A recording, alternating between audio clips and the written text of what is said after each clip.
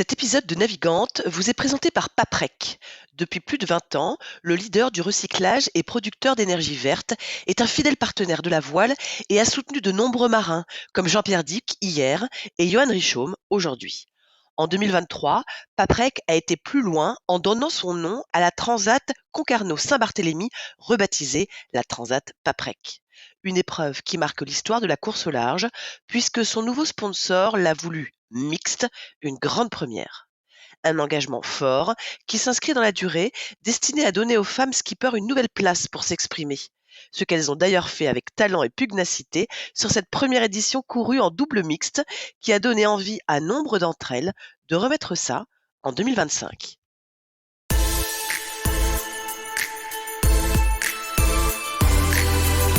Bonjour à tous, bienvenue dans Navigante, le podcast dédié aux femmes de la course au large et de la régate, celles sous les feux des projecteurs, celles de l'ombre aussi, à ces femmes compétitrices, déterminées, qui mènent parfois 1000 vies en une. Elles vont vous raconter leur parcours, leur bonheur, leurs cicatrices, leur place dans le monde de la voile. Elles vont nous dire ce qui les anime encore et toujours. On va partir à la rencontre de ces navigantes très inspirantes.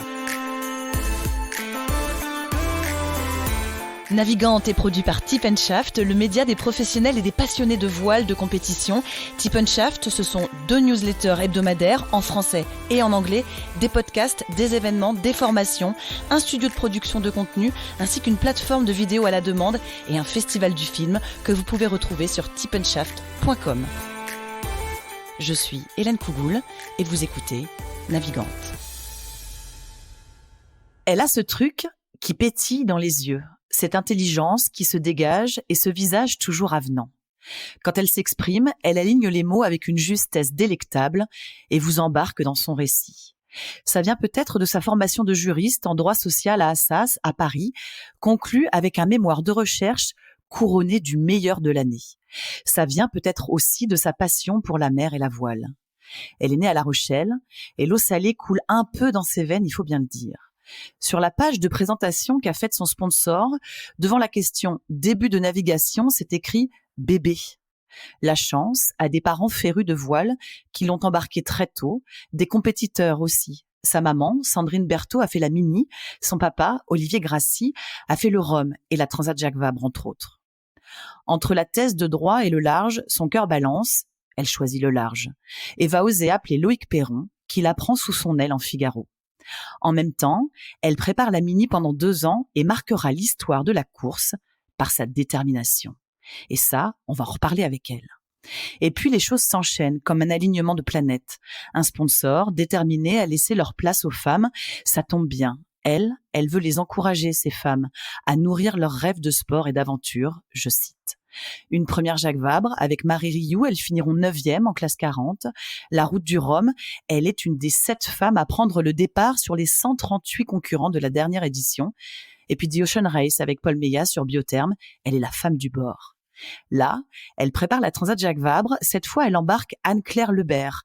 Et il y a fort à parier qu'il y aura aussi à bord des macaronis au fromage lyophilisé et du chocolat. Elle a 29 ans, la tête bien faite et bien pleine, un amour passionné et passionnant pour la compétition et la mer, et un CV qui s'allonge. Amélie Grassi est l'invitée de ce nouvel épisode de Navigante. Bonjour Amélie, tout va bien ? Bonjour Hélène. Élogieux et rigolo comme introduction, merci. Qu'est-ce qui est rigolo ? Les macaronis, le chocolat, la gourmandise. Ah bah oui, mais ça va avec. Ça va avec toi, je crois. Tu fais quoi là en ce moment ? Et en ce moment, je prépare la Transat Jacques Vabre, donc pas mal de chantiers, optimisation du bateau, navigation, un peu tout ça. Alors, je vais commencer avec ma première question qui est très rituelle et puis après, on parlera de ton parcours. Si je te dis la voile et les femmes, la place des femmes dans la voile, tu me réponds quoi ? On aura le temps de développer plus tard, hein, bien sûr. Alors, je pense qu'il y a quand même une petite différence entre la voile légère et la course au large. Je vais peut-être me cantonner plutôt à la course au large, je connais un peu mieux. Et je dirais aucune différence dans la difficulté à accéder à la discipline. Après, c'est sûr que je pense que ça reste encore un milieu un peu masculin et parfois on n'a pas l'idée de solliciter des femmes, donc peut-être moins de portes d'entrée, mais en tout cas, une fois qu'on y est, en tant que femme, on est très bien accueillis et on a de la place pour s'exprimer. Pourquoi c'est pas si simple pour les femmes d'accéder? C'est juste parce qu'on n'a pas l'idée? Je pense qu'il y a beaucoup de gens qui n'ont juste pas l'idée. Hein. Vraiment, on se rend compte notamment sur les courses à quota ou mixtes qu'il y a certains gars qui se retrouvent à naviguer avec des femmes parce qu'on leur a impulsé l'idée, enfin imposé l'idée même, et ils renouvellent en fait l'opération derrière alors qu'ils l'avaient pas forcément fait auparavant. Donc je pense que oui, il y a une histoire d'habitude, quoi. C'est quand même habituellement un milieu masculin, donc faut un peu de temps pour chambouler ses habitudes. Bon, évidemment, on va en reparler. On va parler des débuts, les tiens. Ça commence comment ton histoire d'amour avec la voile? Est-ce que tu as vraiment eu le choix, en fait, quand on pense à tes parents? Bah, j'ai eu le choix, je me suis donné le choix. C'est vrai que ça commence tôt, hein, comme tu le disais en introduction, c'est tout bébé, quoi. Hein. Je pense que à peine c'était possible physiquement parlant, mes parents ils m'ont emmené faire des petites croisières, etc. Donc j'ai vraiment grandi à bord des bateaux avec mes parents, avec mes grands-parents, mes deux grands-pères qui m'emmenaient aussi tous les étés naviguer sur leurs bateaux. Et ensuite, j'ai quand même un caractère bien trempé et il y a eu ce moment à l'adolescence où c'était pas si simple de faire la même chose que mes parents, donc je me suis un peu écartée de ça en activité extrascolaire. Je fais pas mal côtoyer conservatoire de danse classique, un peu de musique. J'ai exploré d'autres pistes et pour essayer de faire quelque chose de différent, mais j'ai été un peu rattrapée par la passion familiale qui en fait était aussi ma passion. Et à partir de 12-13 ans, je ne faisais plus que ça. Je courais après toutes les opportunités de naviguer. J'ai lu que au tout début, alors c'est peut-être pas tout à fait exact, mais que au tout début, quand tu as voulu commencer à faire de l'optimiste, t'étais pas forcément très motivée parce qu'il y avait que des garçons. Je dirais pas que ça c'était démotivant, mais moi je me souviens avoir eu cette impression quand je suis rentrée dans les premiers groupes de régate d'être la seule fille. En plus, je sais pas comment ça avait été géré, mais je me suis retrouvée dans un groupe où tout le monde était plus vieux que moi. Et du coup, c'était un peu impressionnant de se retrouver la seule petite fille avec plein de garçons un peu plus âgés. Et puis, des périodes d'adolescence où les ados peuvent se retrouver assez genrés à faire leur petit groupe, etc. Donc, c'était pas très engageant. Mais bon, rapidement, j'ai intégré d'autres groupes de régates où je me suis fait des bonnes copines. Et puis, je suis devenue facilement pote avec les gars aussi. C'est sûr que c'est des âges un peu impressionnants quand t'es la seule fille du groupe, mais ça n'a pas duré. C'est quoi le plaisir quand tu commences la compétition, justement, vers 13 ans? Quand tu dis j'ai essayé d'attraper toutes les opportunités pour naviguer? Je pense qu'il y a un peu tout. Hein. Il y a eu cet aspect de groupe. Pour la première fois, je me retrouvais dans un groupe avec, je me faisais des potes. Chaque régate, chaque entraînement, c'était aussi synonyme de déplacement, tu vois, toute cette dynamique que je trouvais assez grisante. Donc c'était sympa, quoi. Je prenais mon vélo, mon sac de voile, et puis j'étais libre, quoi. Les parents ils te laissaient partir. C'était bon, quoi. Parfois tu partais pas avec eux pendant une semaine, faire des régates. Tout ça c'est quand même très sympa quand t'es ado. C'est des espaces de vie assez précieux. Et puis je découvrais la régate finalement assez tard, quoi, vers 12-13 ans. Et ça aussi c'était très stimulant, quoi, découvrir toutes les règles, jouer avec le vent. Voilà, moi j'avais beaucoup navigué, mais je m'étais jamais posé la question d'optimiser la manière dont j'étais en train de naviguer, quoi. Je faisais de la croisière, j'avais pas réfléchi à comment mieux régler ma voile, comment arriver plus vite à tel endroit. Donc tout ça, ça a été une phase de découverte assez intense. Tu t'es sentie rapidement compétitrice? Oui. Je pense que j'étais déjà bien compétitrice, tu vois, dans la sphère privée, à la maison, etc. J'ai toujours beaucoup aimé jouer et j'ai toujours beaucoup aimé gagner. Du coup, forcément, quand on m'a donné ce nouveau jeu, je me suis fait embarquer assez vite. Et puis j'aime bien la compétition. C'est un espèce de contexte où tu repousses vachement tes limites personnelles. Ça, j'y prends beaucoup de plaisir.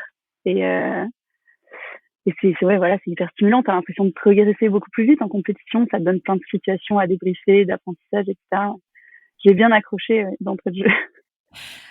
Amélie, ensuite, il y a un parcours, allez, relativement classique, aussi demandant soit-il. Il y a le sport-études et puis il y a les études et puis il y a ce moment dont on a un petit peu parlé en introduction. Il y a ce moment un peu charnière où où toi tu te dis qu'il faut faire un choix entre continuer la voile et poursuivre les études. Tu peux nous parler de ce moment-là? Comment on le fait, le choix? Qu'est-ce qui entre dans la balance pour toi à ce moment-là? Déjà, j'ai ce genre de tempérament où quand je décide de faire quelque chose, j'aime le faire à fond. Donc, la bascule, elle s'est faite à un moment, elle a été assez franche et brutale. Je pense que même mes parents ont été un peu surpris. Déjà, je me suis retrouvée avec ces études de droit. Du jour au lendemain, j'ai pu naviguer, quoi. Les 2 dernières années de droit, je me suis dit, pour être la meilleure et pour trouver ça intéressant, il faut que je puisse y consacrer toute mon énergie. Donc 2016-2017, je navigue quasiment pas. 2017, c'est le néant. Je fais même pas une seule compétition dans l'année, je pense. Je suis que sur mes études, quoi. Et je vois pas le temps passer. En fait, je me régale. Je suis enfermée dans un labo de recherche. Je cherche, je fouille, je lis, j'écris, j'adore. Et en fait, 2017, bon, déjà 2015, j'avais suivi le départ de la Mini. J'avais eu la chance d'être à bord d'un semi-rigide. Je les ai vus partir. Je me suis dit, oh, ils sont complètement starbés. J'adore. Il est tout à fait possible qu'un jour je fasse ça dans ma vie. C'est génial. Et 2017, je me souviens, je suis le départ et je me dis non mais, enfin je suis la prépa des gens, le départ, et je me dis mais c'est sûr quoi. Et une fois je suis rentrée à la maison, je dis bon il faut que je vous parle. J'ai annoncé à mes parents que j'allais faire la mine et ça a été un déclic quoi. Je sais pas, en suivant cette mini en 2017, je me suis dit c'est pas possible, je veux pas passer à côté de l'opportunité de réaliser ça. Le conjuguer à une thèse, c'est pas possible. Donc, ce que je vais faire, c'est que je vais faire une pause brutale dans mes études, me consacrer 2 ans à ce projet pour vraiment profiter de la compète, de la prépa, enfin voilà, le vivre à fond pendant 2 ans. Et puis, dans 2 ans, je vais tranquillement, sûrement devoir refaire un master, mais je vais tranquillement me remettre sur les rails, retourner à Paris et tout faire pour redécrocher potentiellement un budget de thèse. Et voilà, c'est un peu comme ça que ça s'est fait, quoi. Je me suis dit, il faut compartimenter pour bien profiter des choses et pas les faire à moitié. Et bon, après j'ai vécu l'expérience du Transat et je suis jamais retournée à Paris. Jamais vraiment retournée à Paris. Juste une petite chose. Il était sur quoi ton mémoire de recherche de master 2, celui qui a été élu, choisi, couronné, je ne sais pas comment on dit, meilleur mémoire de l'année. C'était un truc assez technique. Ça s'appelait l'ordre public conventionnel. Alors je fais un peu moins de droit maintenant. Je pense que ça n'existe même plus. Mais il s'agissait d'imaginer au sein des relations collectives de travail, donc tout ce qui est convention collective, voilà, pas le contrat de travail en individuel, quoi, plus les branches, les organisations collectives, etc. D'imaginer un ordre public qui pourrait s'appliquer à ça. Donc c'est un peu bizarre parce qu'un ordre public, c'est censé être quelque chose qui s'impose en soi. Et en fait, là, on parlait d'un ordre public qu'on allait négocier. Et j'avais exploré cette notion-là passionnément pendant 1 an. Tu regardes quoi justement de cette année, ces 2 années, folles de boulot intense à faire de la recherche? Oh bah c'est très riche, ça apporte beaucoup de méthodes, de résilience. Faut se dire que la recherche, c'est pour écrire un mémoire, comme une thèse, c'est énormément de lecture, des kilomètres et des kilomètres de lecture pour souvent retenir à la fin de la journée uniquement 2-3 passages qui nous ont intéressés. Donc c'est tellement d'exploration et de boulot pour faire des petits gains.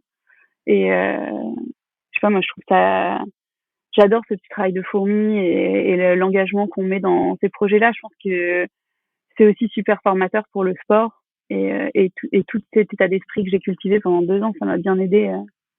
Ça m'a bien aidé dans la construction du projet Mini.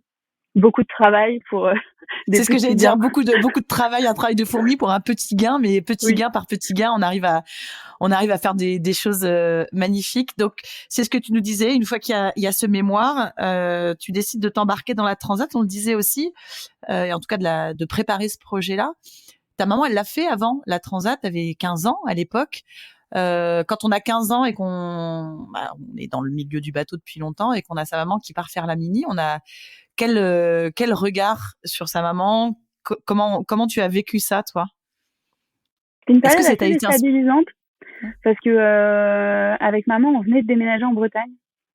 Donc elle refaisait sa vie avec son nouveau compagnon avec qui elle est encore en ce moment, Yves Le Blévec, qui lui aussi fait de la course au large. Et en fait, on s'est retrouvés, on a débarqué en Bretagne avec ma petite sœur pour la suivre et et elle est aussitôt partie faire la mini. Donc c'était improbable, mais on s'est retrouvés dans cette nouvelle vie. Et c'était improbable et passionnant, quoi. Enfin, on l'a suivi en famille. C'était hyper inspirant. On était plutôt fiers. En plus, c'est encore une autre génération, donc le regard porté sur une maman qui partait faire la mini transat, c'était parfois un peu lourd, pas forcément gratifiant. Et nous, au contraire, ça nous aidait à cultiver un peu cet amour qu'on a pour l'aventure, les projets perso, l'audace. Et donc c'était très inspirant, je pense, à l'âge qu'on avait avec ma petite sœur à cette époque-là, de voir notre maman partir sur la mini. Bon, toi, quand tu décides de te plonger dans cette mini, justement, par quel bout tu prends les choses? Est-ce que tu sais comment te dire par quel bout on commence?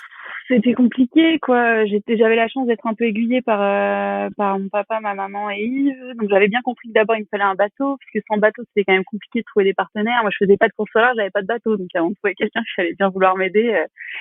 Donc voilà, j'ai cherché un bateau. Pas facile d'obtenir des financements pour un bateau quand tu sors d'études et que t'as pas grand-chose. Et donc là, j'ai quand même eu la chance d'avoir des parents qui avaient les moyens et l'envie d'impulser ce projet. Donc ils ont investi dans un bateau qui m'ont mis à dispo et ils m'ont dit voilà, tu vas devoir payer un loyer sur ce bateau, mais en tout cas les premiers mois on te le file pour que tu puisses naviguer, faire tes armes, trouver des partenaires.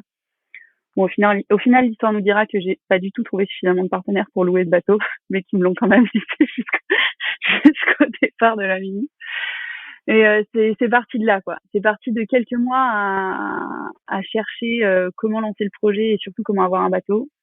Et ça a vraiment commencé quand maman m'a dit bon écoute, c'est bon, on a bien compris que tu avais envie, que tu étais déterminée, tu as l'air de prendre les choses dans le bon sens. Ce qu'on va faire, c'est qu'on va t'aider en te mettant à dispo en bateau.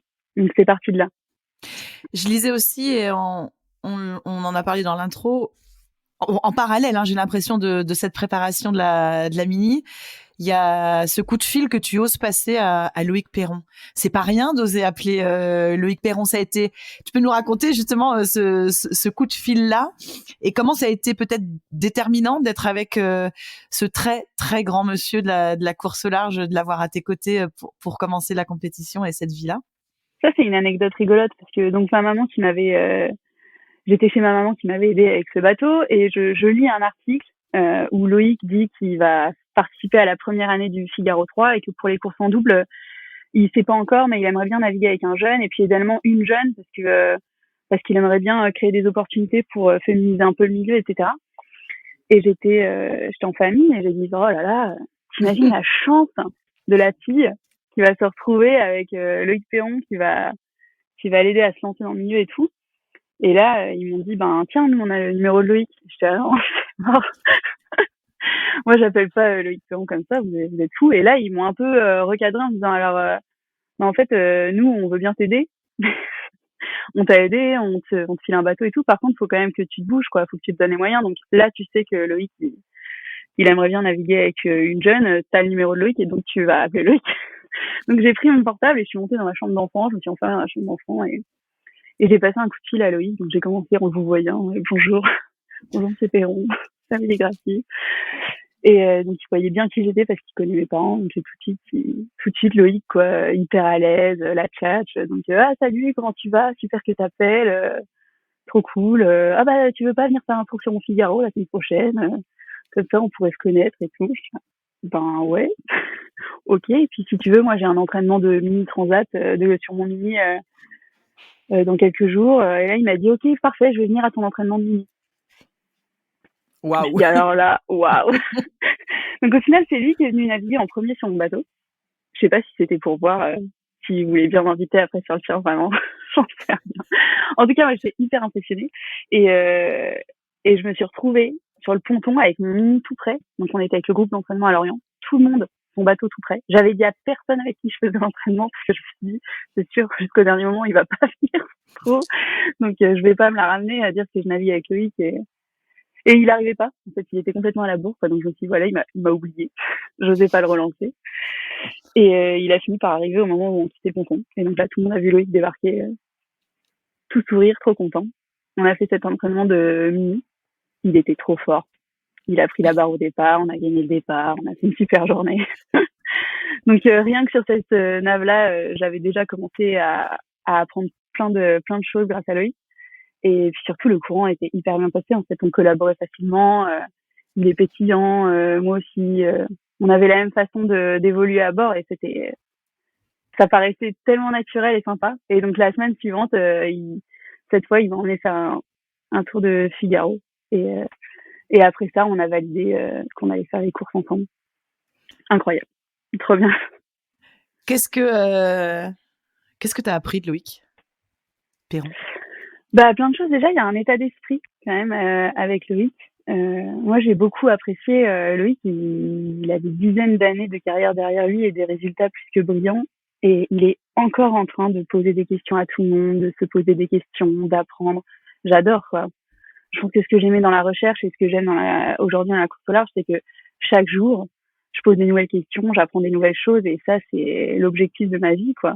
Enfin, tous les jours, rentrer chez moi en ayant appris quelque chose, c'est génial. Et là, je voyais que Loïc, il continuait, quoi. Parfois, il me demandait mon avis sur des trucs. Je me disais, mais t'as pas besoin de mon avis, là, quand même.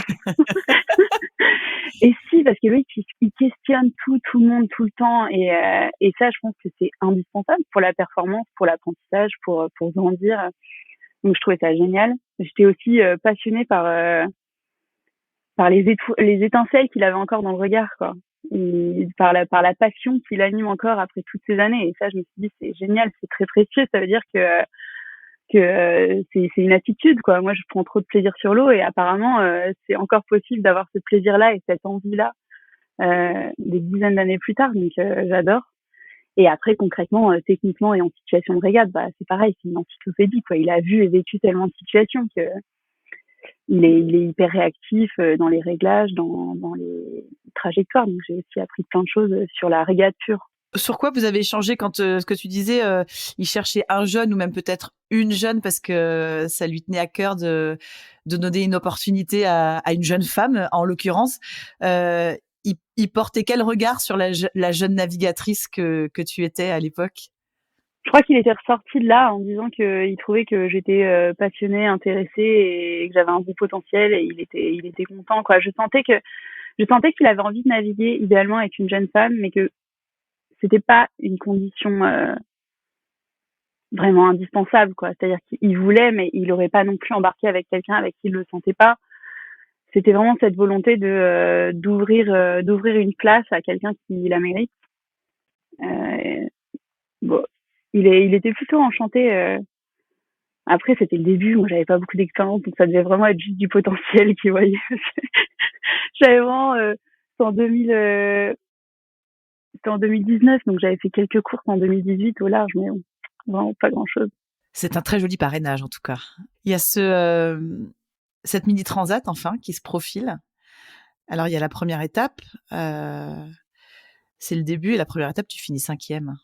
On se dit quoi quand on fait la course de ses rêves qu'on a fantasmé pendant 2 ans, et terminer 5e sur la première étape, ça nourrit comment, ça? J'étais vraiment trop contente, surtout que l'année, elle avait été ponctuée de différents résultats sportifs, quoi. Sur les 2 courses les plus importantes, l'une j'avais fait 2e et la seconde, j'avais peut-être été un peu trop, ouais, j'avais concrètement été beaucoup trop audacieuse stratégiquement parlant et j'avais ramassé les bouts et c'était terrible juste avant la mini. Et donc là, tu sais plus trop quel est le degré d'audace qu'il faut mettre dans ta course. Suffisamment pour être bien placé, mais bon, faut pas s'emballer. Et là, j'étais arrivée aux Canaries 5e. Et puis, c'est une course au temps et donc vraiment pas très loin du premier. Donc j'étais hyper contente, quoi. Enfin, je me souviens que je suis arrivée et je me suis dit check, quoi. Première étape, ça c'est fait. Je suis à quelques minutes du premier. Je viens là pour jouer mon podium ou au moins un top 5, c'est génial. J'ai objectif atteint. J'adore. J'arrive et c'est hyper grisant parce qu'on sait que c'est des courses, et ça se confirmera sur la deuxième étape, mais on sait que c'est des courses il y a beaucoup d'aléas, il y a ton potentiel, il y a comment tu as préparé ton bateau, puis il y a des faits de course, quoi. Il y a des choses que tu maîtrises pas trop. Donc, c'est vrai que quand tu passes la ligne d'arrivée comme ça, 5e, avec un petit temps, t'es super content, quoi. C'est un pas de plus vers l'accomplissement de l'année, quoi. Alors, tu parles des aléas justement et de cette deuxième étape. Tu vas prendre le départ de cette deuxième étape. Puis là, il y a le SPI qui se déchire, obligé de revenir. Tu vas repartir, mais loin. Et puis, je raconte pas la suite. Ah, Je raconte c'était pas la hyper suite. dur. Tu reviens, il y a le SPI qui se déchire. Et qu'est-ce qui se passe à ce moment-là? Parce qu'il y a quand même moyen de baisser les bras là. Voilà, c'était plus exactement la serrure qui tenait mon bout dehors qui casse. Et au début, ça casse, donc je vois tout le bout dehors qui se lève. Je me dis, et puis je panique pas parce que ce qui était sûr, c'est que j'avais fait de manière très minutieuse le tour de tout ce qui avait pu arriver sur un bateau similaire au mien, sur toutes les transats qu'il y avait eu avant, et j'avais pris tout le matériel de rechange nécessaire éventuellement pour tout réparer, pour être sûr que je serais pas obligée de m'arrêter. Donc au début, je vois tout qui se disloque à l'avant, la pièce qui part dans les airs, je me dis oula. Mais je panique pas, je me mets vent arrière, je vais regarder, je me dis je vais juste checker, voir quelle est la pièce nécessaire, je vais aller la chercher, je vais la changer et puis on n'en parle plus quoi. Et là, je commence à regarder le truc et je me dis mais c'est complètement improbable ce qui a cassé. Ça n'a jamais cassé avant ça sur aucun autre bateau. Et donc je revérifie, c'est incroyable. Enfin, j'avais pris plein d'outils moi pour être sûre de pas me retrouver dans cette situation. Et bon en fait, je fais le tour de la question dans tous les sens et la pièce qui venait de casser, elle tenait mon bout dehors qui venait de se barrer, elle tenait mes filières qui du coup j'avais plus de filières. Et en plus de ça, c'était la même pièce qui tenait le mât. Et pour l'instant, le morceau qui tenait le mât, il avait pas cassé, mais bon, c'était quand même pas rassurant. Donc, vu que je venais de couper la ligne une heure et demie avant, il n'y avait pas de débat, quoi. J'ai dû rentrer. Donc là, c'était quand même la désillusion. Hyper dur, quoi. J'avais tout mis en œuvre pour pas être obligée de m'arrêter. Et à ce moment-là, j'en ai gros sur la patate, quoi. En plus, je fais demi-tour. Du coup, c'était au pré pour rentrer. Et donc, au pré, j'ai été malade pendant 6 heures pour rentrer au port. La totale. Je suis repartie au pré, je me suis dit, oula, faut que je prenne un cachet, mince, trop tard. Donc, je suis arrivée au ponton, j'avais quand même déjà pas mal pleuré. C'était un peu lourd comme expérience. Et là, c'est les joies de la mini transat, le truc que je n'imaginais pas du tout. Je suis arrivée au ponton et il y avait une quinzaine de personnes qui étaient là, qui m'attendaient.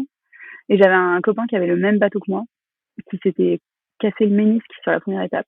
Et en fait, il avait son préparateur qui était encore là, et ils avaient déjà démonté tout son bateau à lui pour me filer la pièce, quoi. Ah, exceptionnel.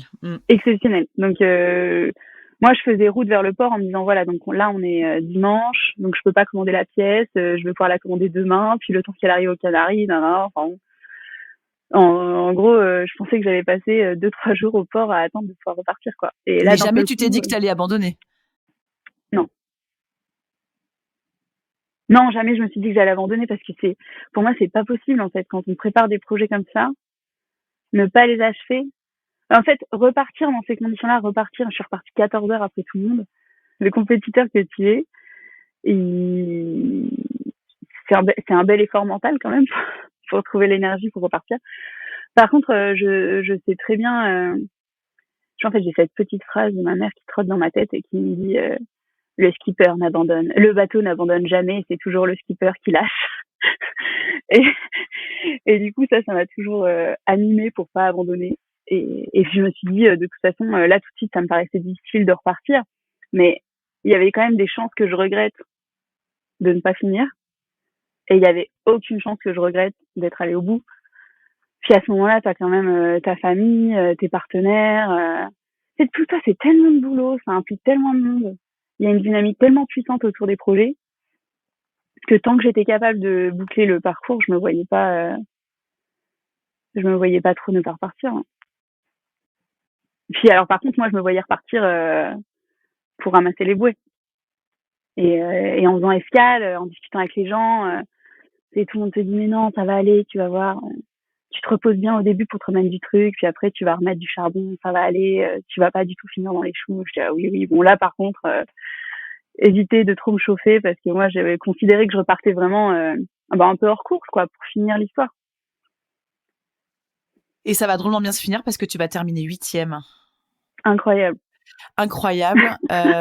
C'est pour ça que je dis que tu marques l'histoire de la course parce que c'est vrai, repartir 14 heures après tout le monde sur une première mini et réussir à terminer 8e. Amélie, Tu disais que voilà, c'était un voyage intérieur assez profond, la Mini Transat. Arriver à cette performance-là, ça dit quoi de toi? Tu sors forte de quoi après cette expérience-là? Ben, l'avantage de cette expérience-là, c'est que j'ai senti qu'elle avait vraiment consolidé ma passion et mon envie de naviguer, parce que ce qui s'est passé, c'est que je suis repartie, pour moi, hors course, en me disant, je navigue que pour moi-même. Et donc, j'allais au plus vite de mon bateau parce que j'aime ça. J'aime glisser vite sur l'océan, j'aime me faire plaisir. J'ai fait mes options stratégiques juste en kiffant, quoi, hyper décomplexée, bah, parce que j'avais l'impression d'être hors course, quoi. Donc, tranquille, à faire ce que j'avais envie, super sereine. J'ai vraiment profité de cette nave comme rarement j'ai profité d'une nave en course, quoi. En n'ayant plus aucun stress de la course. Parce que t'as toujours cette pression de résultat que t'essayes mentalement de tourner dans le bon sens et que ce soit pas quelque chose de négatif, que ce soit quelque chose qui t'encourage, mais elle est là et il faut la gérer. Bah là, elle était pas là, quoi. Moi, j'avais vraiment l'impression de repartir juste pour moi-même, pour mes partenaires, pour juste la nave. Et j'ai tellement aimé. Enfin, le bateau, il allait vite, on se connaissait par cœur avec ce bateau-là. Je glissais dans mes options stratégiques, ça se passait comme je voulais, ça déroulait, c'était hyper grisant. Et, euh, et j'écoutais le classement tous les jours, mais j'écoutais même pas mon classement, quoi. C'est comme si je suivais la course de mes copains, avec, c'était vraiment mes potes, quoi, parce que sur l'eau, on était concurrents, mais on est de vivre 2 ans de prépa ensemble, donc je suivais, et j'étais là, j'étais encouragée, je dis, ah ouais, il a regagné 2 places, hein, super. Et ça doit être à 4-5 jours de l'arrivée, j'entends, et 10e, Amélie Grassi sur Action Enfance, et 10e? Mais non, mais c'est pas possible cette histoire. Il Et se trompe. Et en fait, oui, c'est vrai que tous les jours, j'étais remontée un petit peu dans le classement, mais vu que c'était pas ça qui m'animait à ce moment-là, j'avais pas forcément suivi le truc, quoi. Et donc, j'ai cette pression de résultat qui est revenue, pas cette pression de résultat, mais ce côté, je suis en course qui est revenu, mais à 4 jours de l'arrivée, quoi. Je me suis dit, oh là là, faut vraiment que je dorme moins, que je barre plus, que je sois dessus.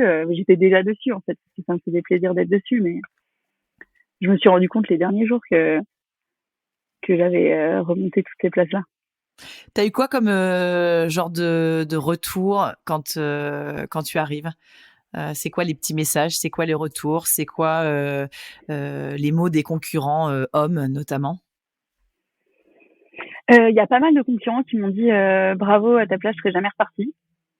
Donc ça déjà, je me rendais pas trop compte en fait. Moi, j'avais l'impression que c'était normal de repartir et en discutant avec les autres, je me suis rendu compte que non, c'était plutôt une certaine forme de conviction et de résilience que j'avais qui était pas forcément universelle. Donc ça faisait quand même plaisir que les autres puissent le souligner parce que j'en avais un peu bavé à repartir dernière comme ça. Et puis après plein de petits mots trop sympas quoi où moi j'avais l'impression comme je te disais que j'étais plus acteur de la course, que j'étais en train juste de finir mon parcours et forcément d'arriver et d'avoir plein de retours de gens qui disent mais c'était incroyable, on t'a suivi pendant 2 semaines, c'était génial de devoir remonter toutes les places, t'as carrément animé la course cette année. C'était marrant parce que moi j'étais vraiment mais à milieu d'imaginer tout ça quoi. C'était un peu pas la douche froide parce que c'est plutôt négatif, mais c'était la découverte quoi. Quand tout le monde m'a dit ça à l'arrivée, je me suis dit oh bah c'est super, c'est super chouette, trop bien. J'imaginais pas quoi. Moi je faisais mon truc tranquille. Alors c'est tellement trop bien, comme tu dis, que évidemment l'idée d'en faire une deuxième se profile et pourrait même se concrétiser, sauf que le Covid passe par là, donc tout tombe un petit peu à l'eau. Et il va y avoir cette rencontre avec la boulangère, qui va être un sponsor déterminé à laisser sa place aux femmes dans ce milieu qu'est la voile.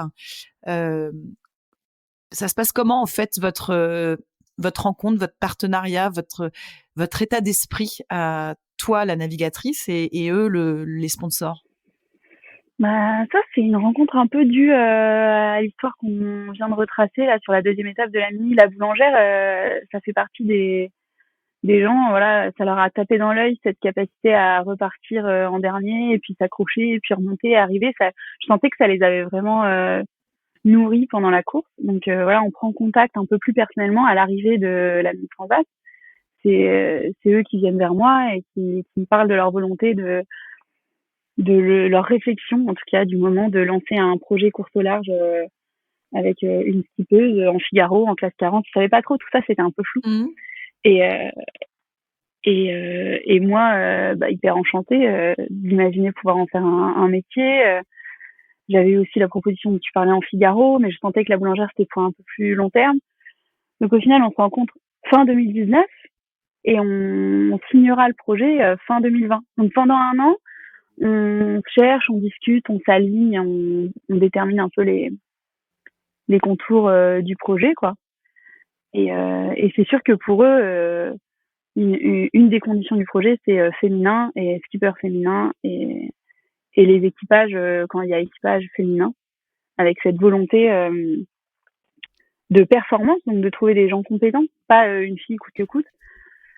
Cette volonté de performance, mais cette volonté de préserver le poste pour des femmes, pour créer des opportunités et offrir la possibilité à une ou des femmes de prendre le départ de course au large avec un bateau neuf, parce qu'à ce moment-là, on construit un bateau neuf, un bon budget de fonctionnement et toutes les clés en main pour s'exprimer sur le circuit. Ça fait partie des comment dirais-je, ça fait partie des choses importantes, ça, que des sponsors, justement, prennent ce genre de décision. Tu as parlé tout à l'heure des courses à quotas où on impose qu'il y ait une femme. Je pense à la The Ocean Race ou au CLGP, par exemple. Mais il y a aussi maintenant des sponsors qui prennent cette décision-là.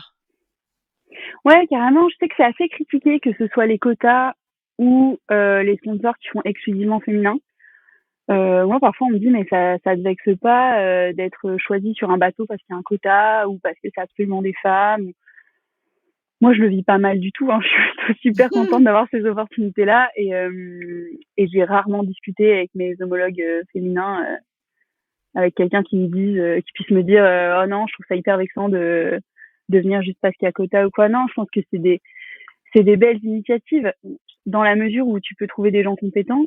C'est simplement créer des opportunités, quoi. Et comme je disais au début, je pense que c'est tellement des histoires de mauvais réflexes ou d'habitudes qui ont la peau dure et toutes ces petites initiatives, que ce soit course à quota ou partenaires qui veulent faire du 100% féminin, bah ça offre un cadre et des places et c'est tout ça qui impulse la féminisation du milieu. Moi, je suis hyper favorable à ça et quand la boulangère m'a parlé du projet en me disant que un des axes du projet ce serait le 100% féminin et donc il faudrait que je trouve des femmes pour faire du équipage féminin. Moi, j'ai pas vu ça comme un problème, quoi. Je me suis dit dans le vivier qu'on a, oui, je vais toujours trouver des femmes largement compétentes et performantes pour prendre les postes. Et effectivement, c'est une bonne idée parce que même moi, avant, à chaque fois que j'ai embauché du monde, j'ai toujours navigué avec des mecs et c'est vrai que ça, c'est dommage. Tiens, pourquoi je ferais pas partie de ceux qui offrent des places aux femmes qui le méritent. Donc, trop bien. Et donc, il y a cette première Jacques Vabre avec... Alors dans la série Femmes qui se posent là aussi au très très beau palmarès avec Marie Rioux. Alors pourtant vous prenez le départ de cette course avec le bateau qui a été mis à l'eau il y a pas si longtemps que ça. Vous vous êtes très très très très peu entraînés. Je me souviens encore de vous deux sur le ponton au départ de cette Transat Jacques Vabre. Finalement vous vous connaissez assez peu avec Marie.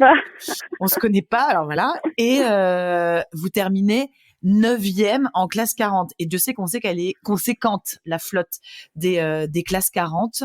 Là encore, cette expérience, elle apporte quoi? Elle dit quoi sur ce duo féminin, ce pari de la boulangère et au final, cette place fabuleuse?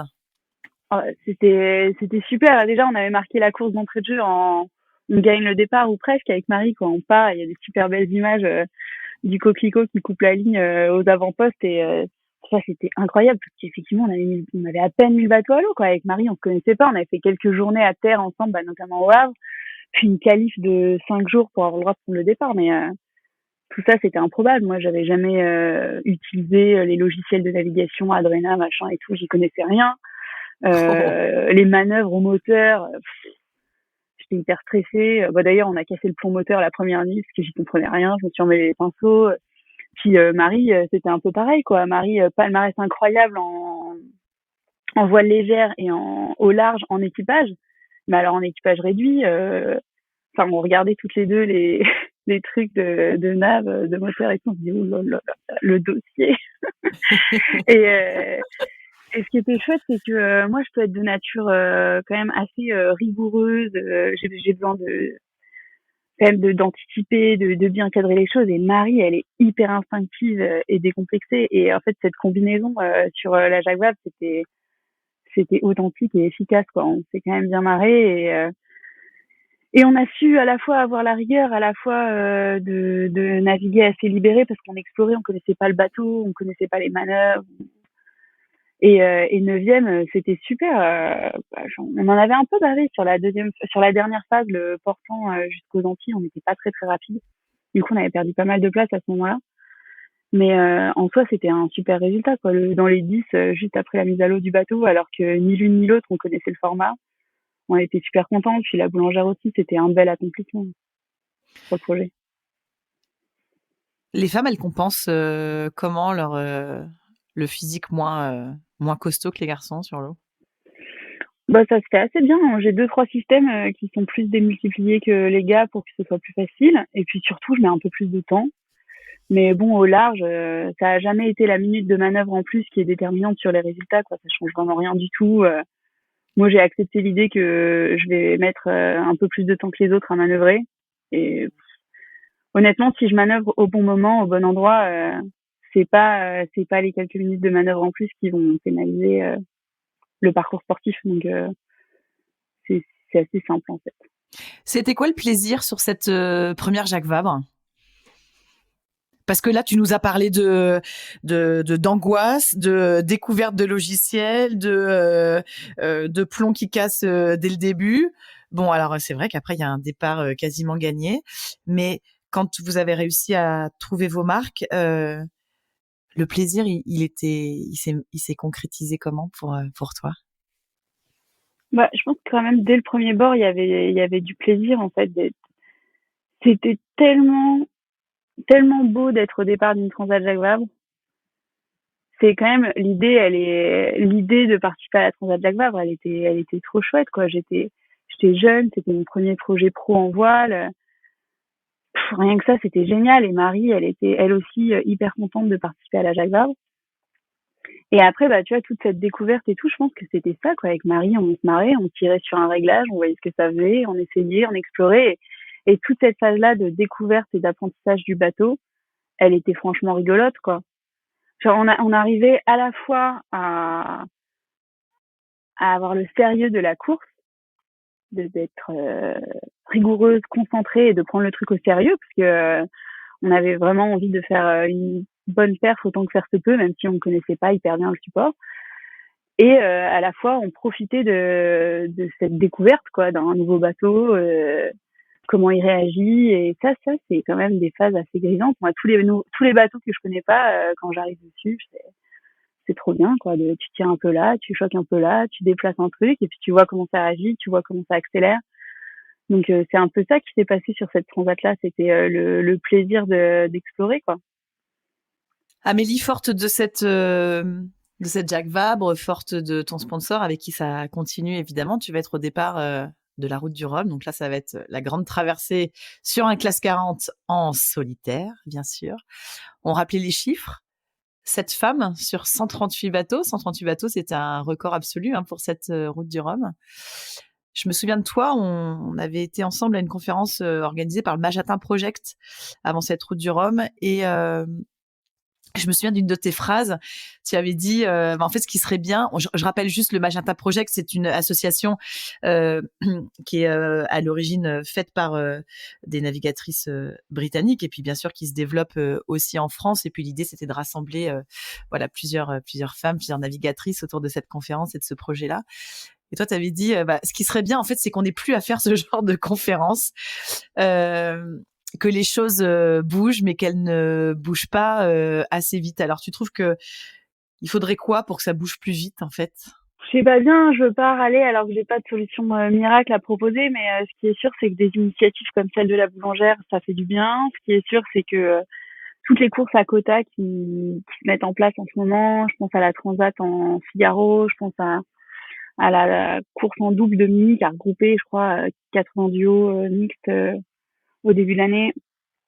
Ocean Race, ben tout ça, c'est moi, je crache pas du tout dessus. Au contraire, je pense que c'est en continuant à lancer des dynamiques comme celle-ci que ça va bouger. Et puis, je pense aussi ça va partir d'un seul coup. C'est-à-dire qu'il y a de plus en plus de femmes qui prennent la tête de projets. Et moi, je pense aussi que de nourrir l'imaginaire des jeunes filles, c'est important. Et quand on se dit, jusqu'ici, on regardait les gens qui faisaient de la course au large, bah, c'était, je caricature un peu, mais c'était des gros poilus, tout costauds, c'était hyper viril, etc. Bon, bah, franchement, qu'est-ce qu'on peut attendre d'une jeune fille de 12 ans qui se dise, ah, moi, j'aimerais faire navigatrice. C'est pas facile de se projeter. C'est pas facile. Alors moi, j'ai eu la chance de grandir dans une famille où, voilà, on essaye, c'est non genré. Ma maman faisait de la course au large, donc toutes ces barrières-là, moi, je les ai pas senties. Et c'est sûrement pour ça que j'ai la chance d'être là aujourd'hui. Mais quand je passe du temps avec le public, quand on passe du temps en club avec les jeunes filles, on se rend bien compte que c'est pas le cas de tout le monde. Tout le monde n'a pas cette chance-là. Donc, je pense voilà de faire tomber un peu les barrières de genre, c'est quelque chose d'essentiel. Donc quand je fais visiter le bateau, c'est sûr qu'une fois dans la journée minimum, mais enfin évidemment plusieurs fois dans la journée, on va me dire oh mais c'est un travail d'homme, machin. Toutes ces barrières-là, elles existent encore dans la tête des gens. Et je sais pas, il faut trouver des moyens dans l'éducation, dans la communication, de lever ces barrières-là. Et de dire non, il n'y a pas que des filles un peu bizarres qui font de la course au large. La course au large, c'est la course au large, tout le monde peut en faire et justement d'insister sur le fait que physiquement il n'y a aucune barrière à être une femme. Il y a plein de petits gabarits masculins qui sont brillants et qui gagnent plein de courses. Donc c'est pas du tout une histoire du plus gros costaud et les filles elles sont dures au mal et aventurières tout comme les hommes quoi. Je sais pas. Moi j'essaye de casser un peu ces éléments de langage genrés qui je pense font leur chemin en fait dans la tête des enfants et faut aider chacun à se projeter à cette place-là, quoi. Une femme brillante sur l'eau, dure au mal et aventurière. Je reprends tes termes. On pense forcément à Florence Artaud, puisqu'on parlait de la route du Rhum. J'ai retrouvé un article du Point, je crois, qui parlait de toi comme la relève de Flo, pour parler de Florence Artaud. Elle représente quoi encore, Florence Artaud, pour des jeunes femmes de ta génération? Je rappelle que t'as pas encore 30 ans, Amélie. Bah, tu vois, je pense que Florence Artaud, ça fait partie des rares femmes. Bon, moi, comme je te disais, j'ai eu la chance d'avoir maman qui participe à des courses au large, donc ça va. Mais Florence Artaud, c'est quand même le symbole pour plein de jeunes femmes de mon âge. C'est le symbole de l'accomplissement d'une femme qui fait de la course au large, qui gagne des courses mythiques au large. Et, et ça, c'est vraiment une des figures qui m'a aidé à imaginer que je pouvais moi aussi être là, quoi. Et je suppose que c'est un peu pareil, tu vois, souvent quand tu demandes aux navigatrices de maintenant, c'est qui est-ce qui t'inspire? Alors il y a plein d'hommes, mais souvent les femmes, elles vont te sortir Florence Artaud, Sam Davies, Hélène MacArthur, et c'est pas pour rien quand tu demandes aux petits garçons, ils le sortent moins, tu vois, parce que tu t'identifies quoi. Bien sûr. C'est pour moi c'est des personnalités qui m'ont permis de m'identifier et de me projeter. T'as tu nous as parlé un peu de ces femmes mythiques. Il y a des hommes qui ont été des références, des modèles pour toi? Ben, dans la course au large, un peu moins. Mon père, j'ai beaucoup suivi mon papa sur les pontons. Je me souviens du départ très, très émouvant de sa route du Rhum en 2010. Donc, plutôt dans le cercle familial, quoi. Et puis, très jeune, j'ai tout fait pour avoir le droit d'être mousse à bord d'Actual avec le Blévèque. Donc, c'est plus ces marins-là. Et bah, Loïc aussi, qui pour le coup avait déjà pas mal nourri mon imaginaire d'enfant quand j'étais plus jeune. Et alors là, quand je me suis retrouvée à naviguer avec lui, je me suis dit, mais quelle histoire. Donc ouais, il y a aussi des figures comme ça, familiales ou publiques, qui m'ont bien inspirée. Amélie, où est-ce que tu as été puisée quand malheureusement sur la route du Rhum, tu vas démater? C'est un épisode dur. Toi, tu le vis comment et tu puisses comment là dans cet épisode-là, dans cette avarie-là? C'est vrai que c'était un peu dur. Il y a quand même des phases, hein, le moment où le mât il est tombé, les premières heures, il tapait tellement fort sur la coque du bateau qu'à ce moment-là, je vais puiser juste dans survivre. Donc je libère mon gréement, je m'arrange pour protéger mon bateau, sécuriser la plateforme et voilà. Après, il vient cette phase où je suis enfermée dans une plateforme solide, fiable et en route vers la terre. Mais finalement, les 5 jours pour rejoindre la Terre, ils sont encore plutôt liés à cet instinct d'un peu de survie et de ramener le bateau au port. À ce moment-là, il y a pas mal de tempêtes qui essuient le Cap Finistère, donc les secours ou les pêcheurs ne sortent plus, il n'y a pas d'assistance. Ce qui était assez précieux à ce moment-là, c'est que malheureusement, Cross Call, Aurélien Ducrot, avait dématé en même temps que moi, plus ou moins. Et donc, on a passé 5 jours à beaucoup échanger sur les conditions à bord, on faisait des relais de veille. Il allait dormir, j'allais dormir, on se tenait au courant quand il y avait des cargos qui approchaient. Ça, c'était assez précieux parce que les conditions à bord, elles étaient quand même dantesques. On n'arrivait même pas à se lever, en fait. Si on se levait de notre pouf, on risquait de se faire mal, tellement le bateau se faisait valdinguer dans la mer. Et moi, je me disais un peu, je pensais, j'étais assez convaincue qu'à terre, personne ne pouvait imaginer la moitié de ce qu'on était en train de subir dans le bateau. Et à ce moment-là, ça avait été vraiment hyper précieux de pouvoir discuter avec Aurélien jusqu'à mettre le pied à terre. Puis l'arrivée à terre, c'est un truc, ça va hyper vite. Je dirais qu'il y a quand même eu 24 heures où j'ai cru que j'allais arrêter la course au large parce que quand même, la route du Rhum, c'est tous les 4 ans. Ces projets-là, on y met un investissement personnel et professionnel tellement fort, tellement approfondi. C'est un peu humain, je pense, d'avoir cette phase de découragement, quoi. Après, elle a pas duré très longtemps parce que j'ai fait une nuit dans un super hôtel à me dire oh là là, c'est trop bien de dormir dans un lit, d'avoir une baignoire, j'adore.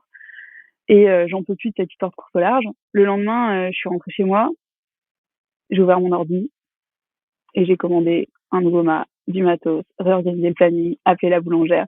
Et c'était reparti. Et en fait, j'aime trop ça, je suis passionnée, j'adore gérer mon projet, j'adore naviguer.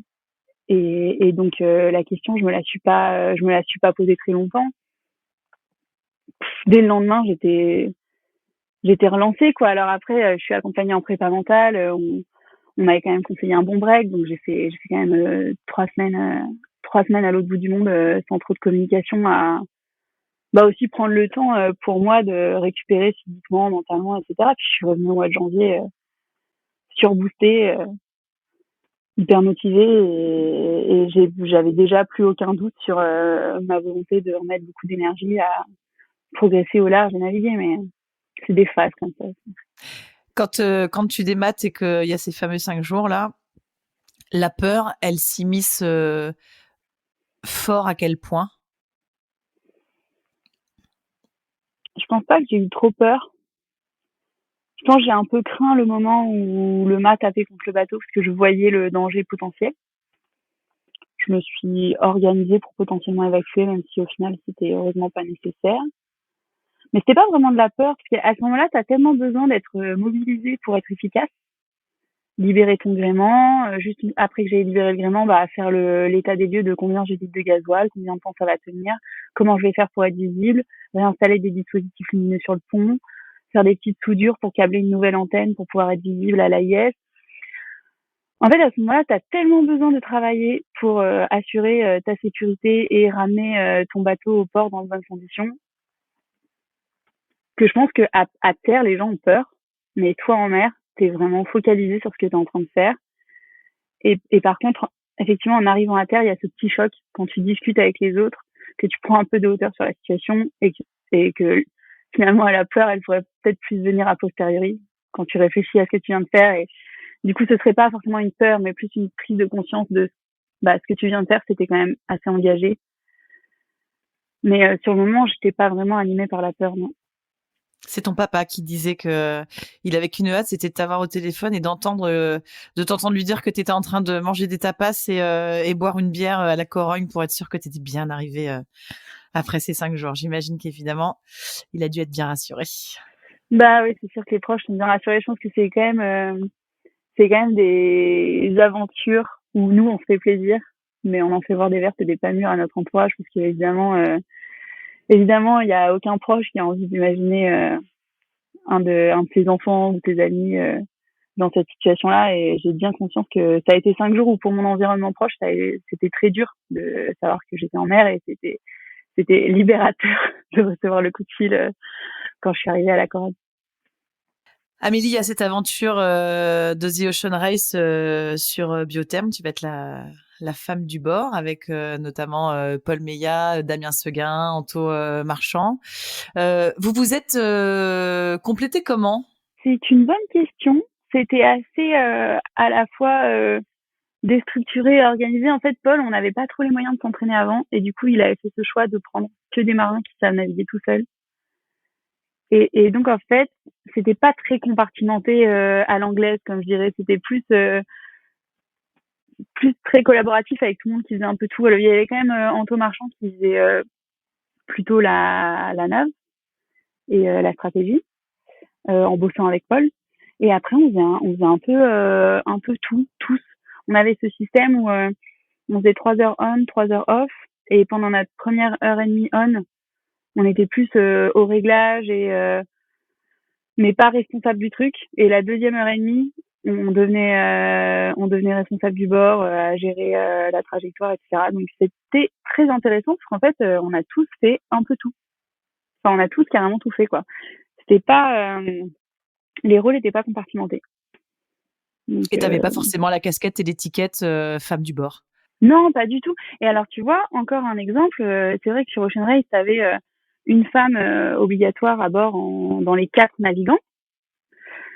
Et je me souviens qu'à un moment, on galérait parce que sur une étape, il y avait 2 mecs, une fille, et après, on trouvait pas d'autres mecs dispo, quoi. Et à un moment, c'est Paul qui a dit, mais bah, en fait, on a une autre fille dispo. Et vu que ça ne change rien, à part que ça fait plus de cheveux dans le cockpit, et ben, on va, on va mettre 2 filles. Ça, c'était la conclusion de Paul Meillat à la fin de Ocean Race. Qu'est-ce que ça change de naviguer avec des filles? C'est l'angoisse, les cheveux dans le cockpit. Ben voilà. C'est tout ce que ça change.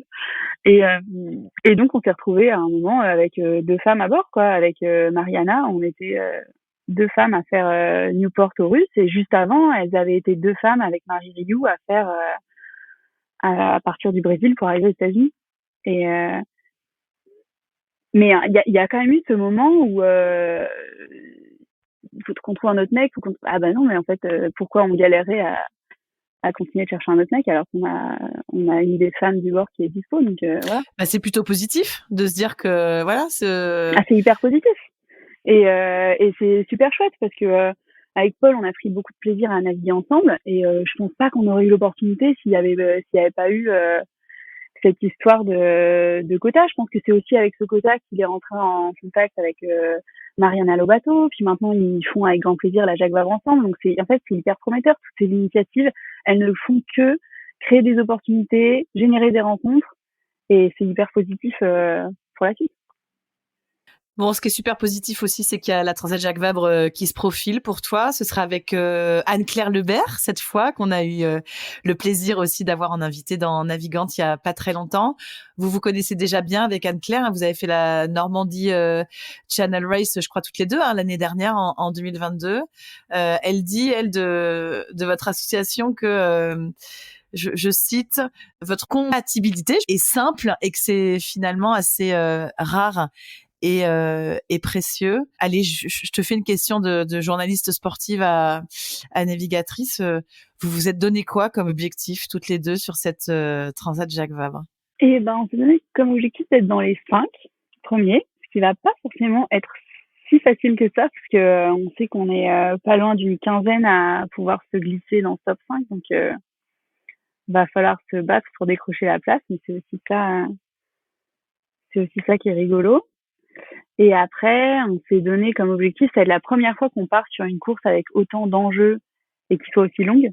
Donc l'autre objectif qu'on s'est mis en parallèle, c'est justement de réussir à garder cette compatibilité et cette et, euh, et la fluidité dans nos échanges tout au long de la course, parce que on est quand même très amis et on navigue ensemble depuis quelques années et c'est très précieux, mais pas si simple de garder ces dynamiques-là. Donc notre autre objectif en parallèle, c'est de réussir à prendre du plaisir et bien collaborer jusqu'au bout.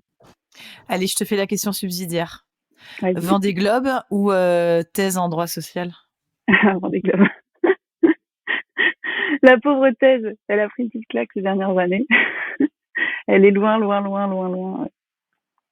Et le Vendée Globe, il prend pas de claque, lui, par contre. C'est dans un coin de ta tête? Non, il prend pas claque, c'est dans un coin de ma tête, j'aimerais bien. J'adore le multicoque, j'adore l'idée de faire le tour du monde en solitaire. Il y a plein d'envies différentes qui s'entrechoquent, je suis pas pressée. Tout ce qui m'importe, c'est de trouver des projets, de continuer à apprendre plein de choses, de valider les acquis, de gravir les marches petit à petit. Je commencerai à stresser pour le Vendée Globe si dans 20 ans j'ai toujours pas fait alors que j'ai toujours envie, mais là pour l'instant c'est plus une envie qui grandit.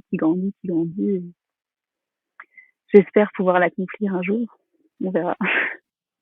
Bah, évidemment, c'est tout le mal qu'on te souhaite. Merci beaucoup Amélie d'avoir été l'invitée de ce nouvel épisode de Navigante. Et puis, écoute, pour ceux qui ont envie de te voir en vrai, rendez-vous le 29 octobre sur les pontons flottants du Havre. Tu pourras leur montrer que non, ce n'est pas forcément un sport de grand poilu viril, qu'on peut tout à fait aller faire une transat et croire en un top 5 quand on est une jeune femme. Merci Exactement. beaucoup, Amélie. Merci, Hélène. Bonne journée. Merci. Merci d'avoir écouté cet épisode de Navigante, produit par Tip & Shaft. N'hésitez pas à nous dire ce que vous en avez pensé, n'hésitez pas non plus à le partager. Et si vous souhaitez suivre l'actu de la voile de compétition, abonnez-vous à la newsletter de Tip & Shaft, c'est gratuit, elle est envoyée chaque vendredi à 17h. Et pour vous inscrire, ça se passe sur tipandshaft.com. À bientôt.